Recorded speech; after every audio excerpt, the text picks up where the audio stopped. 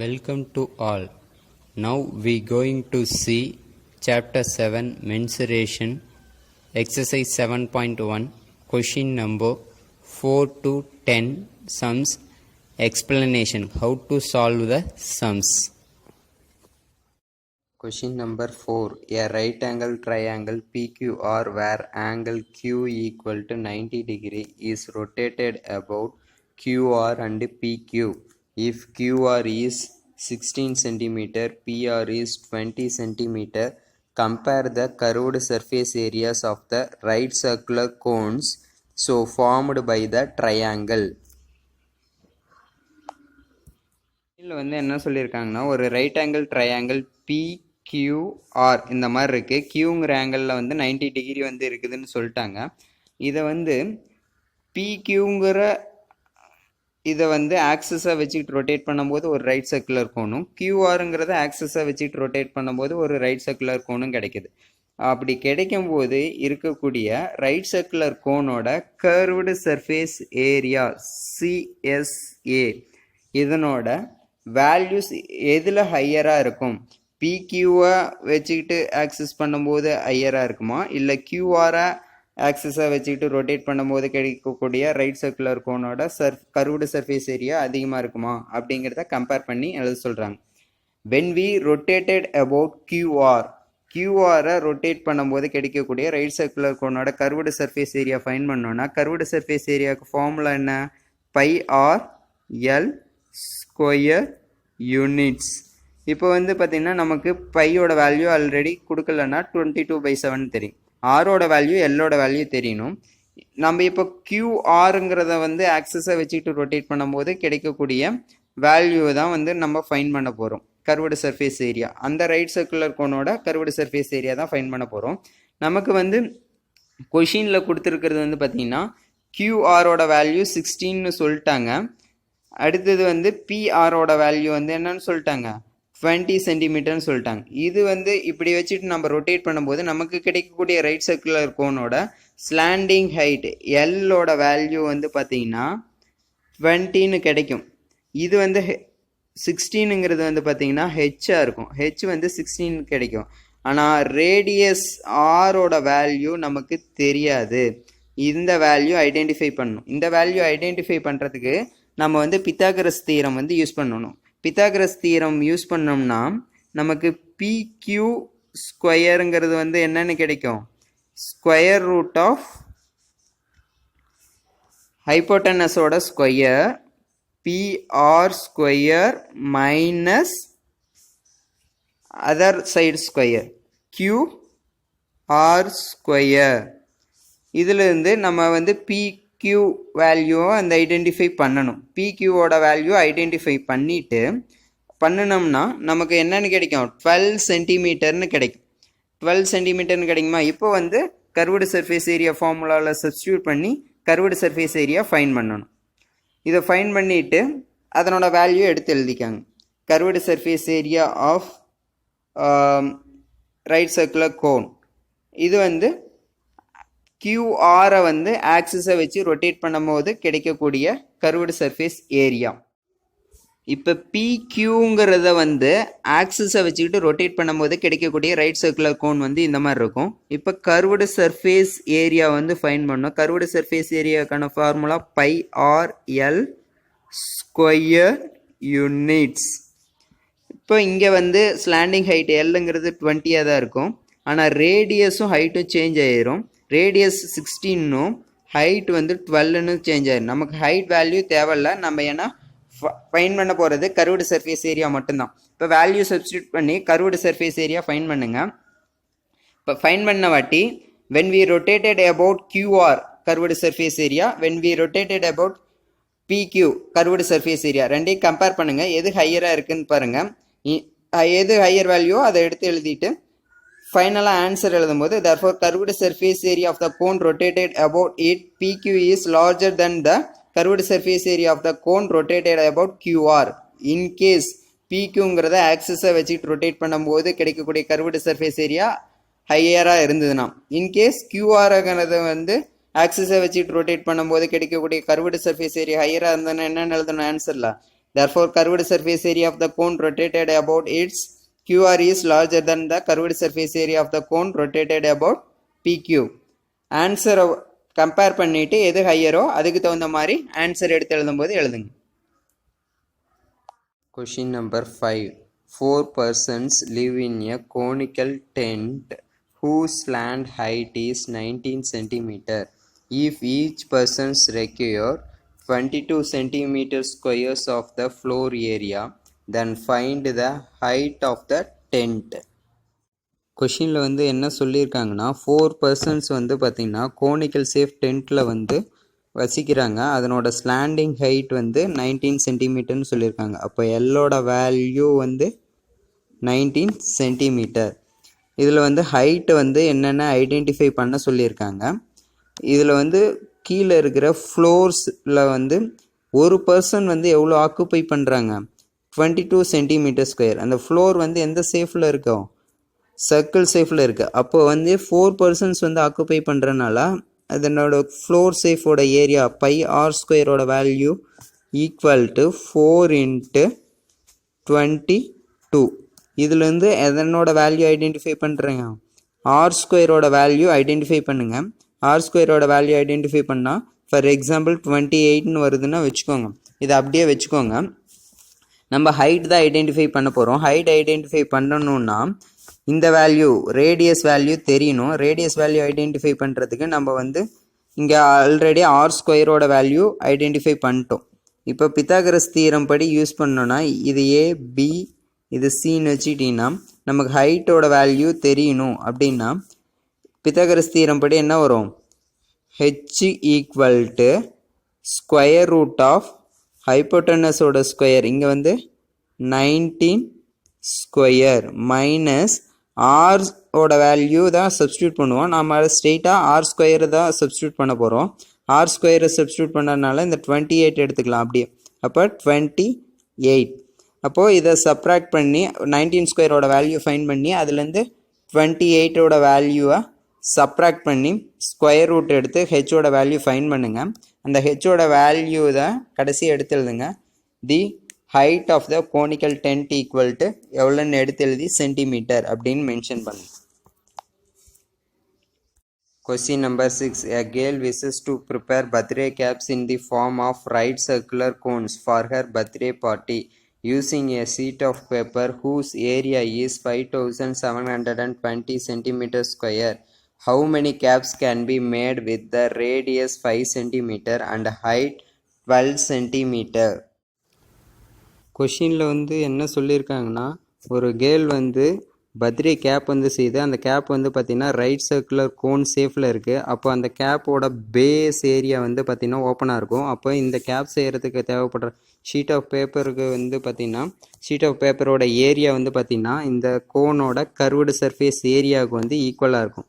அப்போ அந்த sheet of பேப்பரோட ஏரியா வந்து எவ்வளோன்னு சொல்லியிருக்காங்க, 5720 சென்டிமீட்டர் ஸ்கொயர். அது வந்து எதுக்கு ஈக்குவலாக இருக்கும், கோனோட கர்வ்டு சர்ஃபேஸ் ஏரியாவுக்கு ஈக்குவலாக இருக்கும். நமக்கு எத்தனை கோன் வந்து செய்ய முடியும், இன்கேஸ் அந்த கோனோட ரேடியஸ் ஆர் 5 சென்டிமீட்டர்னும் ஹைட் 12 சென்டிமீட்டர்னும் இருந்தால், ஹைட் வந்து எவ்வளோன்னு சொல்லியிருக்காங்க 12 சென்டிமீட்டர், ரேடியஸ் வந்து 5 சென்டிமீட்டர்னு சொல்லியிருக்காங்க. அப்போ ஸ்லாண்டிங் ஹைட் ஃபைன் பண்ண சொல்லியிருக்காங்க. ஸ்லாண்டிங் ஹைட் ஃபைன் பண்ணணும். அப்போது ஸ்லாண்டிங் ஹைட் வந்து ஃபைன் பண்ணணுன்னா நமக்கு ஆல்ரெடி தெரியும், கோனில் slanting height L equal to square root of H square plus R square. இதில் வேல்யூ சப்ஸ்டியூட் பண்ணி எல்லோட வேல்யூ ஃபைன் பண்ணலாம். ஏன்னா இது வந்து ஒரு ரைட் ஆங்கிள் ட்ரையாங்கிள். அப்போது ஹைப்போட்டனஸோட ஸ்கொயருங்கிறது அதர் 2 சைட்ஸோட ஸ்கொயரோட சம்முக்கு ஈக்குவலாக இருக்கும். இதுலேருந்து எல் வேல்யூ ஃபைன் பண்ணிவிட்டு இப்போது curved surface area of the cone வந்து ஐடென்டிஃபை பண்ணணும். அதுக்கான formula pi r l square units. இதில் வேல்யூ சப்ஸ்டியூட் பண்ணி கர்வ்டு சர்ஃபேஸ் ஏரியா ஃபைன் பண்ணணும். இப்போது என்ன கேட்டிருக்காங்க, how many caps can be made with the radius 5 centimetre 12 centimetre இருக்க மாதிரி எத்தனை கேப்ஸ் வந்து வரும்னு கேட்குறாங்க. அப்போது நம்பர் ஆஃப் கேப்ஸ் வந்து பார்த்தீங்கன்னா என்ன வரும்,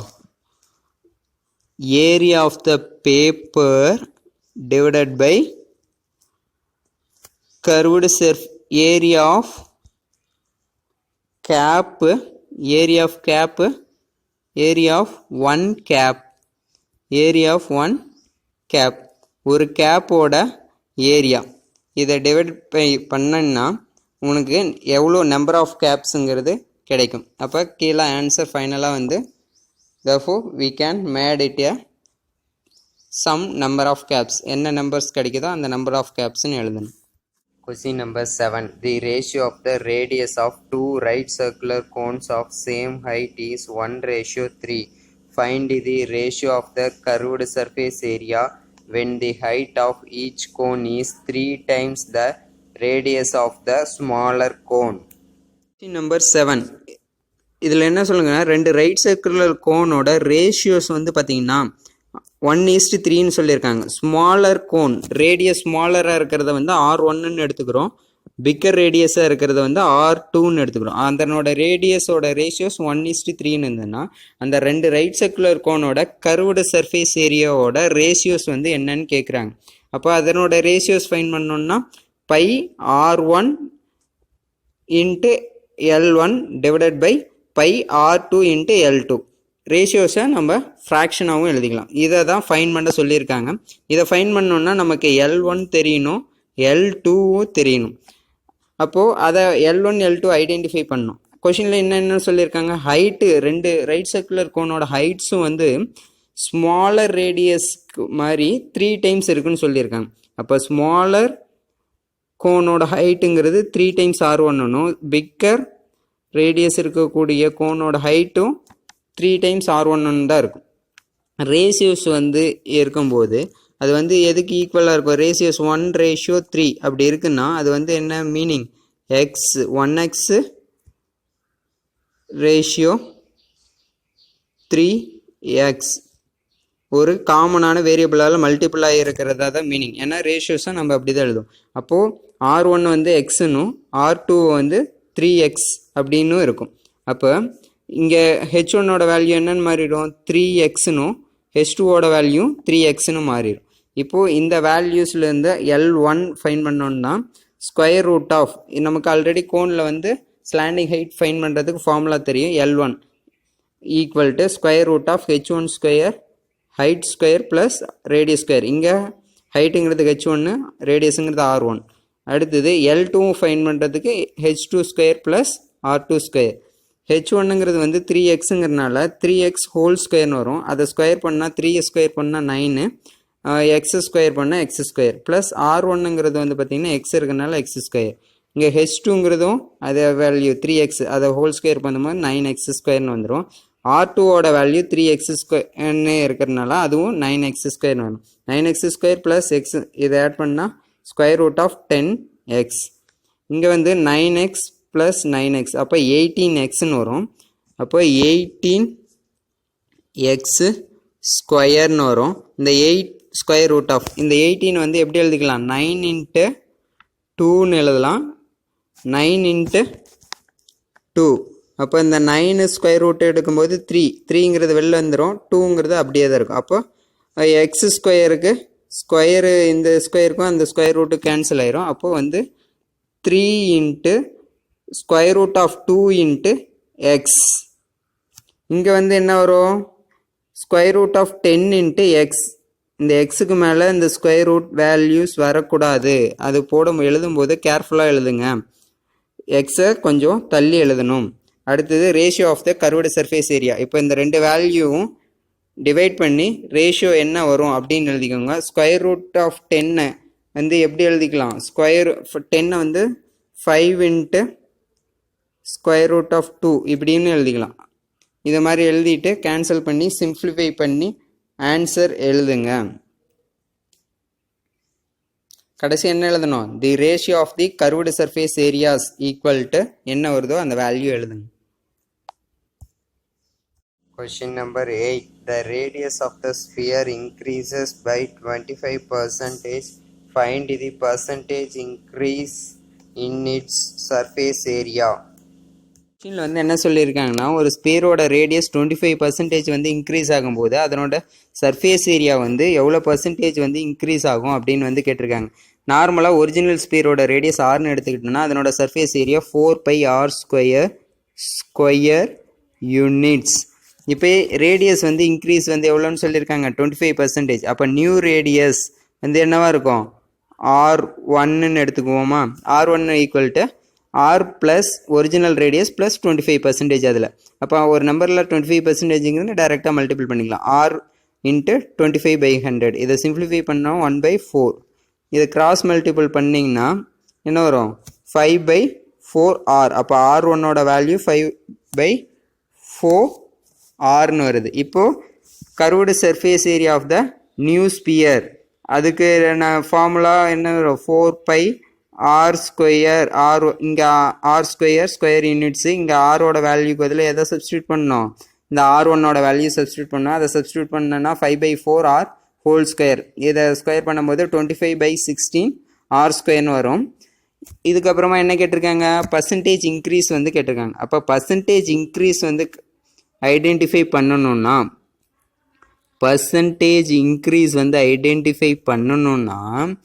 இங்கே வேல்யூ ஃபைன் பண்ணுவீங்களா, இந்த ஃபார்முலாவில் ஃபைன் பண்ணி அந்த வேல்யூ 4πr²ல் R1ஓட வேல்யூ சப்ஸ்டியூட் பண்ணி ஃபைன் பண்ணுற சர்ஃபேஸ் ஏரியாவோட வேல்யூவில் இருந்து அந்த ஓல்டு சர்ஃபேஸ் ஏரியா வேல்யூவை சப்ராக்ட் பண்ணும்.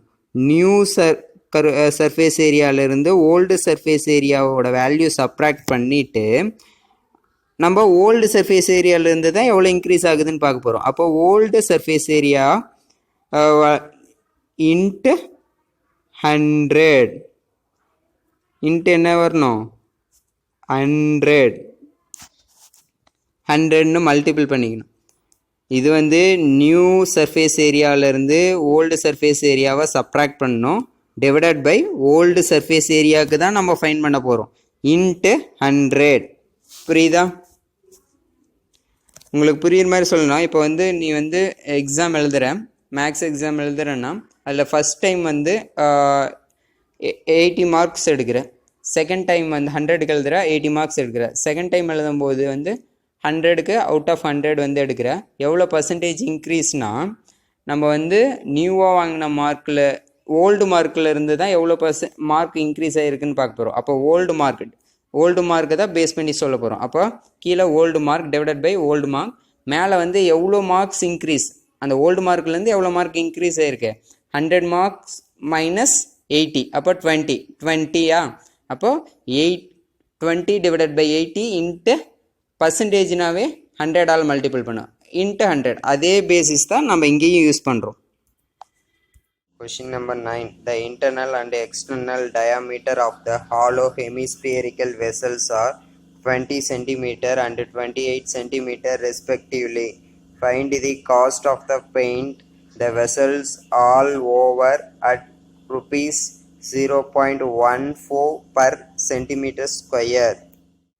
கொஷினில் வந்து என்ன சொல்லியிருக்காங்க, internal and external diameter of the hollow hemispherical வெஷலோட இன்டர்னல் அண்ட் எக்ஸ்டர்னல் டயாமீட்டர் வந்து கொடுத்துருக்காங்க. அதில் ஓவராலாக பெயிண்ட் பண்ணுறதுக்கு வந்து எவ்வளோ காஸ்ட் ஆகும் அப்படின்னு கேட்குறாங்க. ஒரு ஸ்கொயர் சென்டிமீட்டருக்கு வந்து பார்த்திங்கன்னா 0.14 ருபீஸாக இருந்ததுன்னா ஓவராலாக பெயிண்ட் பண்ணுறதுக்கு எவ்வளோ ஆகும் அப்படின்னு வந்து கேட்டிருக்காங்க. இப்போ வந்து பார்த்திங்கன்னா total surface area of a hollow ஸ்பியரிக்கலோட ஃபார்முலா வந்து பார்த்திங்கன்னா pi into 3R square plus small R square units. அப்போ நமக்கு வந்து ரேடியஸ் வந்து தெரியணும். நமக்கு டயாமீட்டர் தான் கொடுத்துருக்காங்க. டயாமீட்டருக்கு ரேடியஸ்க்கான ரிலேஷன்ஷிப் நம்மளுக்கு ஆல்ரெடி தெரியும். Diameter equal to 2 times of r. நீங்கள் வந்து கேபிட்டல் ஆர் யூஸ் பண்ணும்போது இங்கே கேபிட்டல் ஆர்னு யூஸ் பண்ணிக்கோங்க, ஸ்மால் ஆர் யூஸ் பண்ணும்போது ஸ்மால் ஆர்னு யூஸ் பண்ணிக்கலாம். அப்போ ரேடியஸ் வந்து டயாமீட்டர் டிவைடட் பை ரேடியஸ் மட்டும் வேணும்னா நமக்கு வந்து என்ன கிடைக்கும், diameter divided by 2.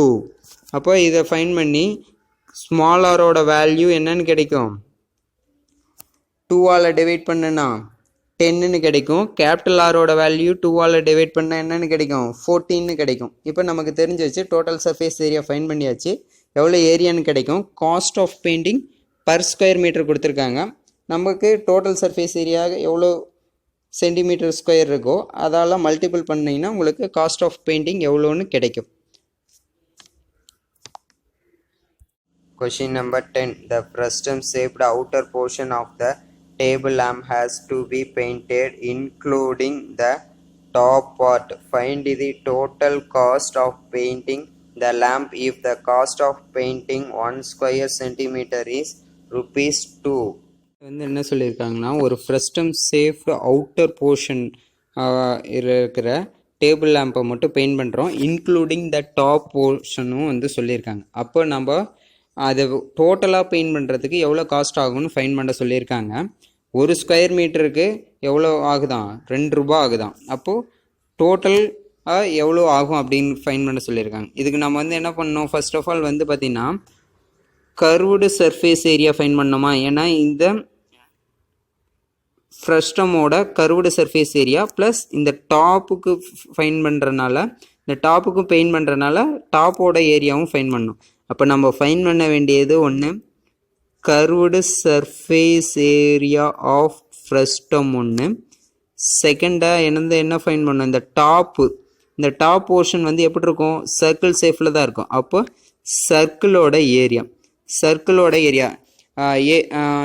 Of top அப்படின்னு ஃபைன் பண்ணணும். அப்போ இது ரெண்டையும் ஆட் பண்ணிட்டு கிடைக்கக்கூடிய டோட்டல் ஏரியாவுக்கு தான் நம்ம பெயிண்ட் பண்ண போகிறோம். அப்போ டோட்டல் ஏரியா கிடச்சிருமா, டோட்டல் ஏரியா கிடச்சிரும். ஒரு ஸ்கொயர் மீட்டருக்கு எவ்வளோன்னு தெரியுது. அப்போ டோட்டல் ஏரியாவுக்கு பெயிண்ட் பண்ணுறதுக்கு எவ்வளோ ஆகுன்னா, டோட்டல் ஏரியா இன்ட்டு ₹2 மல்டிபிள் பண்ணால் கிடைக்கும். நமக்கு கர்வ்டு சர்ஃபேஸ் ஏரியா ஃபைன் பண்ணணுன்னா ஸ்லாண்டிங் ஹைட் எல்லோட வேல்யூ தெரியணும். நமக்கு இங்கே கொஷினில் கேபிட்டல் ஆர் வந்து என்னன்னு சொல்லியிருக்காங்க 12னும், ஸ்மால் ஆர் வேல்யூ என்னன்னு கொடுத்துருக்காங்க 6னும், ஹைட் ஹெச்சோட வேல்யூ வந்து 8ன்னு சொல்லியிருக்காங்க. இதுலேருந்து நம்ம எல்லோட வேல்யூ ஃபைன் பண்ணோம். ஸ்லாண்டிங் ஹைட் எல் ஃபைன் பண்ணுறதுக்கான ஃபார்முலா வந்து என்னது ஆல்ரெடி பார்த்துருக்கோம், h² plus capital r minus small r whole square. இதில் சப்ஸ்டியூட் பண்ணி எல்லோட வேல்யூ ஃபைன் பண்ணணும். அதுக்கப்புறமா கர்வ்டு சர்ஃபேஸ் ஏரியா ஃபைன் பண்ணுற ஃப்ரஸ்டம்க்கு, அதுக்கப்புறமா ஏரியா ஆஃப் த டாப் பார்ட்டுங்கிறது சர்க்கிள் பேசிஸில் இருக்கிறதுனால அதனோட ஏரியாவுக்கு ஃபார்முலா வந்து என்ன வரும், πr² ஸ்கொயர் யூனிட்ஸ். அப்போ அதில் ஃபைன் பண்ணுறோம். அந்த வேல்யூ ஃபைன் பண்ணிட்டு ரெண்டையும் ஆட் பண்ணிக்கணும். ரெண்டையும் ஆட் பண்ணிட்டு the total area to be பெயிண்டடுங்கிறது தான் வந்து என்னது கர்வ்டு சர்ஃபேஸ் ஏரியாவோட area plus area of the top part. இது ரெண்டையும் ஆட் பண்ணிடுறீங்க. ஆட் பண்ணிட்டு கிடைக்கிற வேல்யூ வந்து எதால் மல்டிபிள் பண்ணோம், த காஸ்ட் ஆஃப் பெயிண்டிங்கிறது வந்து total area to be painted into cost of painting per square metre ₹2. அதை மல்டிபிள் பண்ணிங்கன்னா உங்களுக்கு ஆன்சர் கிடைக்கும்.